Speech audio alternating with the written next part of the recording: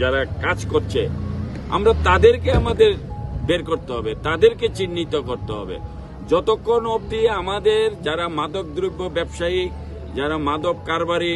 বা যারা মাদক পরিবহনকারী বা যারা মাদক ব্যবসায়িকদের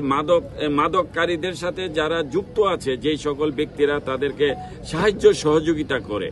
বিভিন্ন ব্যবসার মাধ্যমে দোকানে রেখে, ঘরে রেখে, বিভিন্ন জায়গায় তারা একটা প্রভাব কাটিয়ে প্রভাবশালী মনে করে তারা এই কাজটি করছে। আমরা তাদেরকে চিহ্নিত করতে হবে, তাদেরকে চিহ্নিত করে তাদেরকে আমাদের আইনের আওতায় আনতে হবে, তাদেরকে আমরা সেই শাস্তির ব্যবস্থা করতে হবে। যতক্ষণ অবধি যারা এই মাদক কারবারির সাথে যুক্ত আছে,